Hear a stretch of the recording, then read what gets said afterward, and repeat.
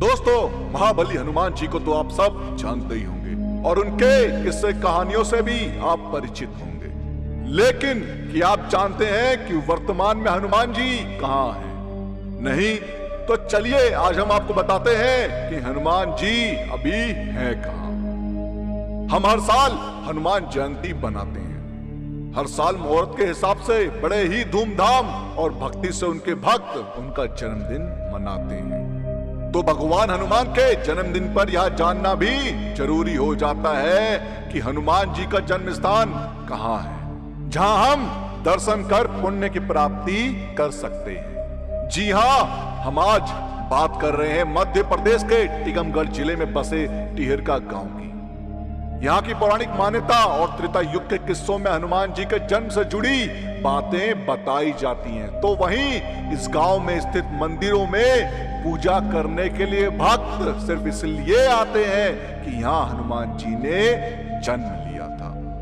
दरअसल टिहरका गांव में हनुमान जी का बहुत प्राचीन मंदिर है। इस मंदिर के बारे में पौराणिक मान्यता है कि भगवान हनुमान जी ने इसी गांव में जन्म लिया था। इसी पावन पवित्र धरा पर चैत्र शुक्ल पक्ष के दिन मंगलवार को मारुति नंदन का जन्म हुआ। अंजनी माता अपने पति केसरी के साथ सुमेरु पर्वत पर निवास करती थी। जब कई सालों तक माता अंजनी को संतान प्राप्त नहीं हुई तो मतंग ऋषि के कहने पर टिहरका गांव के पर्वत पर करीब 7000 सालों तक निर्जल तप किया। तब से बिल्व की आकृति का पर्वत अडिग खड़ा है। इसी पर्वत के नीचे भगवान महादेव का धाम भी है। यहाँ माता अंजनी तपस्या करके पूर्व दिशा में स्थित आकाश गंगा में स्नान करती थी। वे दोनों कुंड इस गांव में आज भी मौजूद हैं, जिनका पानी कभी नहीं सूखता है।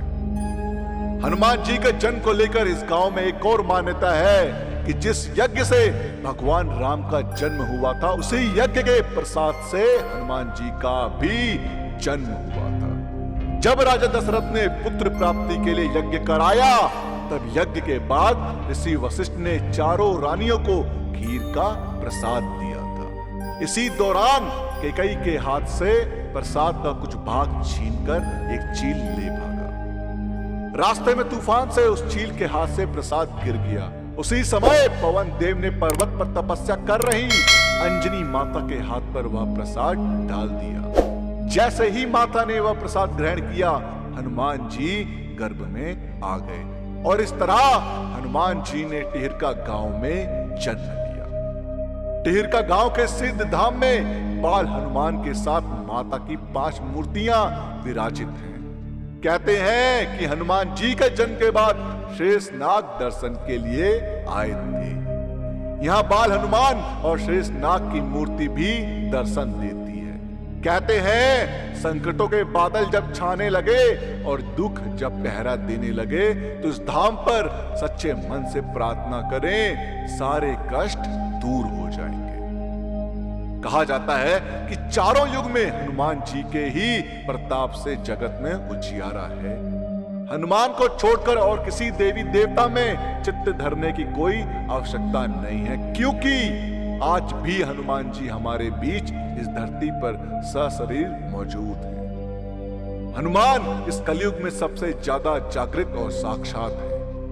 कलयुग में हनुमान की भक्ति ही लोगों को दुख और संकट से बचाने में सक्षम है, ऐसा उनके भक्तों का मानना है। हनुमान जी का जीवित होने के प्रमाण समय समय पर प्राप्त होते रहे हैं, जो इस बात को प्रमाणित करते हैं कि हनुमान जी आज भी जीवित हैं। 16वीं सदी के महान संत कवि तुलसीदास जी को हनुमान जी की कृपा से ही राम जी के दर्शन प्राप्त हुए। कथा है कि हनुमान जी ने तुलसीदास जी से कहा था कि राम और लक्ष्मण चित्रकूट नियमित आते रहते हैं। मैं वृक्ष पर तोता बनकर बैठा रहूंगा, जब राम और लक्ष्मण आएंगे मैं आपको संकेत दे दूंगा। हनुमान जी की आज्ञा के अनुसार तुलसीदास जी चित्रकूट घाट पर बैठ गए और सभी आने जाने वालों को चंदन लगाने लगे। राम और लक्ष्मण जब आए तो हनुमान जी गाने लगे, चित्रकूट के घाट पे भाई संतन के भीर, तुलसीदास चंदन घिसे तिलक देत रघुबीर। हनुमान के यह वचन सुनते ही तुलसीदास प्रभु राम और लक्ष्मण को निहारने लगे। इस प्रकार तुलसीदास जी को राम जी के दर्शन हुए।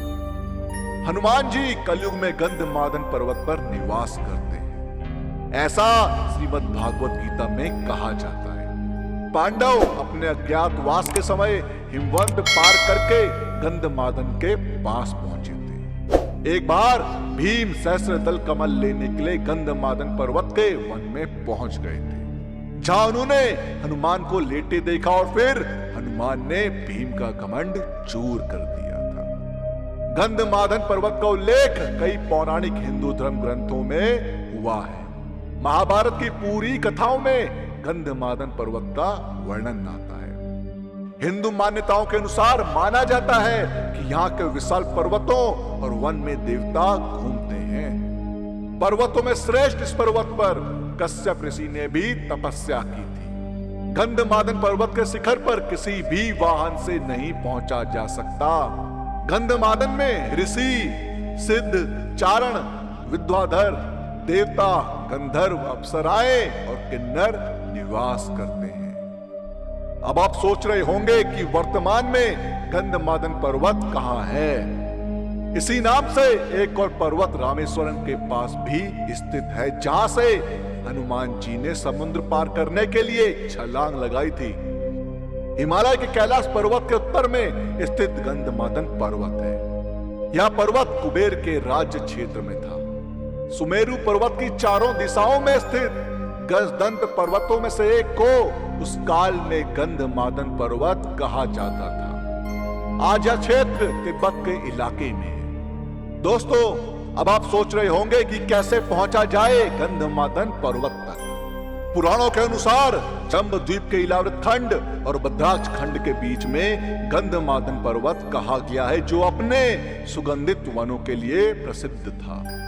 इस क्षेत्र में दो रास्तों से जाया जा सकता है। पहला नेपाल के रास्ते मानसरोवर से आगे और दूसरा भूटान की पहाड़ियों से आगे और तीसरा अरुणाचल के रास्ते चीन होते हुए। संभवतः महाभारत काल में अर्जुन ने असम के एक तीर्थ में जब हनुमान जी से भेंट की थी तो हनुमान जी भूटान या अरुणाचल के रास्ते ही असम तीर्थ में आए थे।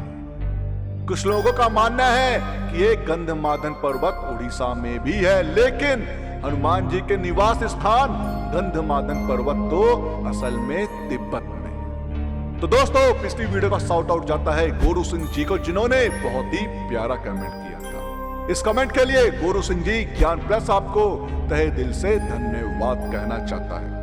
और दोस्तों, आप कमेंट में पिक मी लिख सकते हैं, जिससे आने वाली वीडियो में आप में से ही किसी एक को मिलेगा ज्ञान प्लस की तरफ से शाउट आउट।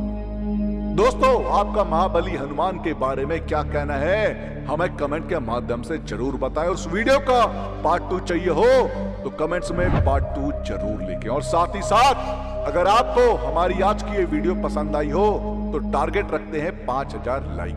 अब 5000 लाइक इतने ज्यादा तो है नहीं, तो इस वीडियो को लाइक और शेयर करना ना भूलें। और जिन लोगों ने अभी तक हमारे चैनल को सब्सक्राइब नहीं किया, उनसे मेरी गुजारिश है कि हमसे जुड़े रहने के लिए और ऐसे ही और भी वीडियोस देखने के लिए हमारे चैनल को सब्सक्राइब जरूर करें।